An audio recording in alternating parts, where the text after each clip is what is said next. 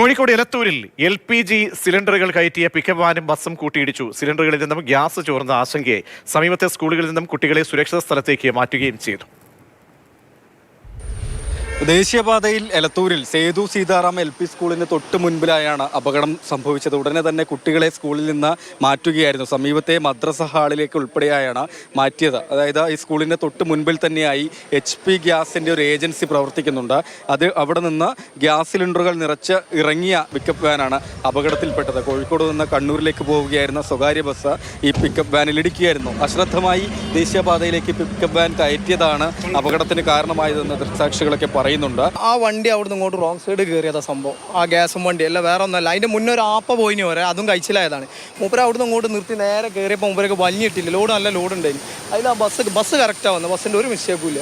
ആ അടിച്ചിട്ട് മൂപ്പര അതിനെ കൊണ്ട് വെട്ടിച്ചതിനെ കൊണ്ട് ആ ഫ്രണ്ട് ഒഴിവായി. ഇല്ലെങ്കിൽ കറക്റ്റ് അതിന് പോയി അടിച്ചിനി. അല്ല അതുമല്ല, ആ പീടിയ മൂപ്പര ഒന്ന് തെറ്റിയിട്ടുണ്ടെങ്കിൽ ആ ബസ് ആ പീടിയൻ്റെ ഉള്ളിൽ നമ്മൾ 3 ആൾ കാലി നമ്മൾ ഓടി കഴിച്ചില്ല കൂടെ. പിന്നെ ഒരു പുക മാത്രം നമ്മൾ കണ്ടിട്ടുള്ളൂ. എന്താണെന്നറിയില്ല, പെട്ടെന്ന് ഒരു ബോംബ് പൊട്ടുന്ന വരുന്നൊരു സൗണ്ട്. അങ്ങനെ ആ സമയത്ത് സിലിണ്ടറെല്ലാം കൂടി ഒരു 3-4 സിലിണ്ടർ ഇതിൻ്റെ ഉള്ളിലേക്ക് വന്നു.